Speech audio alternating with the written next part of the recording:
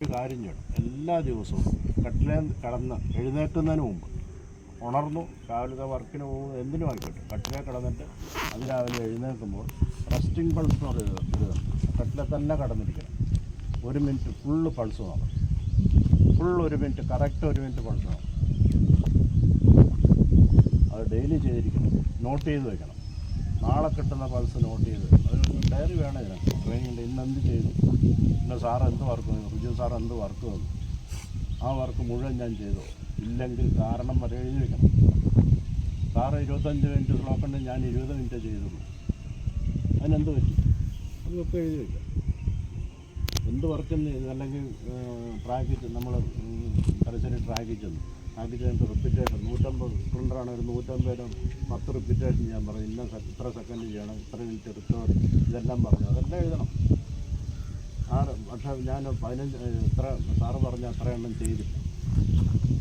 Sir time എടുക്കും. അല്ലെങ്കിൽ സാറിനോട് ചോദിക്കുക, സാറേ അതിന് എൻ്റെ ഒരു റിപ്പീറ്റേഷൻ ടൈം എന്താണ്, ഇതെത്രയാണ്, ഇതെല്ലാം അത് എഴുതി വയ്ക്കുന്നതെന്നല്ല. ഇതൊക്കെ നമ്മുടെ പിന്നീട് അത് നമ്മളെ ഒത്തിരി സഹായിക്കും. പക്ഷേ റെസ്റ്റിംഗ് പൾസ് ഡെയിലി എടുത്തിരിക്കും കേട്ടോ. ആദ്യം ഒന്ന് വാമ്പ് ചെയ്തിട്ടാണ്, വാമ്പ് വെച്ച് സ്ലോ കണ്ടിന്യൂസ് സ്റ്റാർട്ട് ചെയ്യുമ്പോൾ നമ്മൾ ഇങ്ങനെ ഓടുക, ഈ പറഞ്ഞ പേസിൽ ഓടിക്കൊണ്ടേയിരിക്കും. ഒരു കിലോമീറ്റർ വരെ നമ്മൾ 10 സെക്കൻഡ് പൾസിന് വേണ്ടി കറക്റ്റ് എടുക്കണം കേട്ടോ. 10 സെക്കൻഡ് പൾസ് ഇതെടുത്തു കഴിഞ്ഞാൽ ഈ 140 കിട്ടുന്നെങ്കിൽ കുറച്ചുകൂടെ പേസ് കൂട്ടിപ്പോകും. 160 കിട്ടുന്നെങ്കിൽ അത് നിൽക്കാൻ കുഴപ്പമില്ല. പക്ഷേ നമ്മൾ 150 ആവറേജ് തുടക്കത്തിൽ 150 പോകുന്നതാണ് നല്ലത്. അപ്പോൾ ഈ പൾസ് ഇടയ്ക്കിടയ്ക്ക് നോക്കുന്നത് വളരെ ശ്രദ്ധിക്കാം. തുടക്കക്കാർക്ക് വളരെ ശ്രദ്ധിക്കാം. പിന്നെ ഇതിൻ്റെയൊക്കെ ഇമ്പ്രൂവ്മെൻ്റ് കാണുന്നുണ്ട്. നമ്മൾ റെസ്റ്റിംഗ് പൾസ് എടുത്തു, നിങ്ങളുടെ ഒരു 58 കിട്ടിയെന്ന് വെച്ചു. ഒരു 400 മീറ്റർ ഓട്ടക്കാർ 58 കിട്ടി.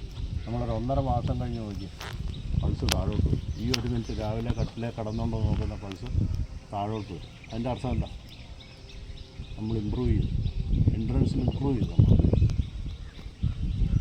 മനസ്സിലാകുന്നുണ്ടോ? അതാണ് ടെസ്റ്റ് ചെയ്യാനുള്ള നമ്മുടെ സിമ്പിൾ വഴി, റെസ്റ്റിംഗ് പൾസ്. അത് ടെസ്റ്റ് ചെയ്തുകൊണ്ടിരിക്കുക. നമ്മളിങ്ങനെ പിന്നെയും ചെയ്തുകൊണ്ടിരിക്കുക, കുറേ നാൾ ചെയ്തുകൊണ്ടിരിക്കുക, പിന്നെയും താഴോട്ട് വരും. ഒരു മാരത്തൺ റണ്ണിൻ്റെ നമ്മുടെ സാധാരണ ഒരു മനുഷ്യൻ ഇപ്പോൾ പുറകിക്കുന്ന ആരുടെയോ അച്ഛനാ അല്ലേ, അദ്ദേഹത്തിൻ്റെ പൾസ് എത്രയായിരിക്കും അറിയാം? വെറുതെ രാവിലെ കട്ടിലെ കടന്ന് നോക്കിയാൽ അത് 72-70 ഒന്നും വേറെ വർക്കൊന്നും ചെയ്യാം. പക്ഷേ ഒരു അത്ലറ്റിൻ്റെ താഴോട്ട് ഹേർട്ടിൻ്റെ കപ്പാസിറ്റി വലുതാകുക, ഹേർട്ടിൻ്റെ വലിപ്പം. നമ്മുടെ ഹേർട്ട് റേറ്റ് ഇത്ര ഉണ്ടെങ്കിൽ ഒരു മാരത്തൺ റണ്ണർ എത്രയായിരിക്കും ഹേർട്ട്? അതിൻ്റെ മസിൽ ഓക്സിജൻ അപ്ടേക്ക് കൂടുതലാണ് ഒരു മാരത്തൺ റണ്ണർ. 100 മീറ്ററുകാരന് അതുപോലെ കുറഞ്ഞിരിക്കും. ഓക്സിജൻ അപ്ടേക്ക് കപ്പാസിറ്റി കൂടിയിരിക്കും. കുറഞ്ഞിരിക്കും. മാരത്തണിൻ്റെ കൂടിയിരിക്കും കേട്ടോ. അപ്പം ഇത് ഏത് ട്രെയിനിങ്ങിനും ഏത് സ്പോർട്സിനും വളരെ അത്യാവശ്യമാണ് എൻട്രൻസിനെ ബേസ് ചെയ്ത് നമ്മളൊരു കെട്ടിടം പണിയാൻ ആദ്യം അടിത്തറ നല്ല ബലപ്പെടുത്തണം അല്ലേ. ആ അടിത്തറ ഇതാണ് എൻട്രൻസ് എന്നാണ് നമ്മൾ ഓരോന്ന് സ്പീഡ് എൻട്രൻസ്. പിന്നീട് നമ്മൾ മത്സരമൊക്കെ എടുക്കുമ്പോൾ സ്പീഡ് എൻട്രൻസ് ട്രെയിനിങ്ങിലേക്കാണ്. അതിന് എൻട്രൻസ് ഇല്ലെങ്കിൽ നമ്മൾ ആദ്യം ചെയ്യേണ്ട ഈ എൻട്രൻസ് ഇല്ലെങ്കിൽ നമുക്കത് ചെയ്യാൻ പറ്റില്ല. 150 നമ്മളെ 10 ചെയ്യില്ല. നമുക്ക് എൻട്രൻസ് പ്രോപ്പറായിട്ടില്ല. അതേന്നാണ് സ്പീഡ് എൻട്രൻസ്, സ്പീഡ് എല്ലാം വരേണ്ട കാര്യമാണ്. സ്പീഡിന് വേറെയുണ്ട്. സ്ട്രെങ്ത് ട്രെയിനിങ് ചെയ്താലും സ്പീഡ് ഇമ്പ്രൂവ് ചെയ്യും.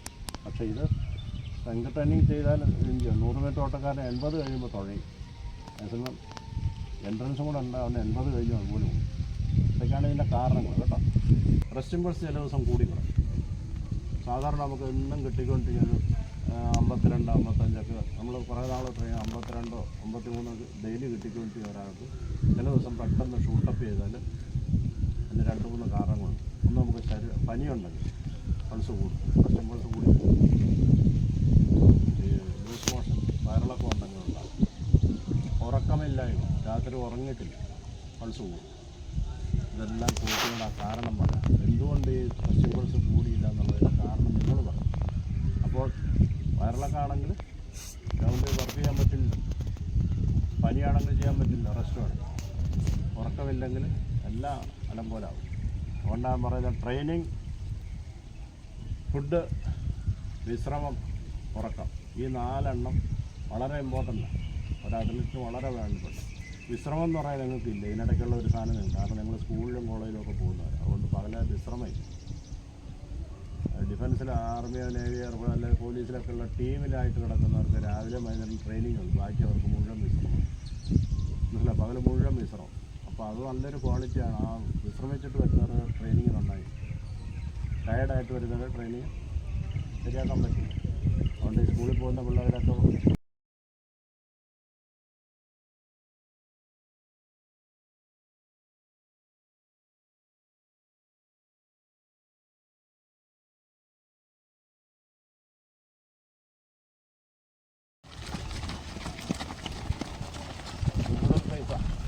സ്ലോ ചെയ്തോ. ഇത്രയും സ്പീഡ് അതേ പേസിൽ നിങ്ങൾ അത്ര ഇനി അവരെ ഒപ്പം തരണ്ട, അതേ പേസിൽ ഓടിക്കൊണ്ടിരുന്നതാണ്.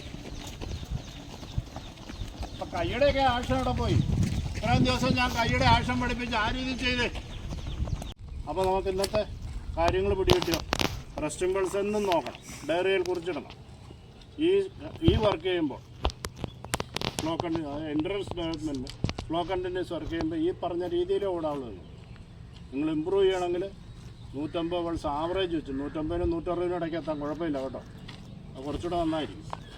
അപ്പോൾ 150-ന് മുകളിൽ തന്നെ ഒരു 26-27 പൾസിൽ ഓടാം, കുഴപ്പമില്ല. അത് കുറച്ചുകൂടെ നന്നായിരിക്കും. 25 ചെയ്യുന്നത് അല്ലെങ്കിൽ 150 പൾസ് ചെയ്യുന്നതൊക്കെ കുറച്ചുകൂടെ നന്നായിരിക്കും.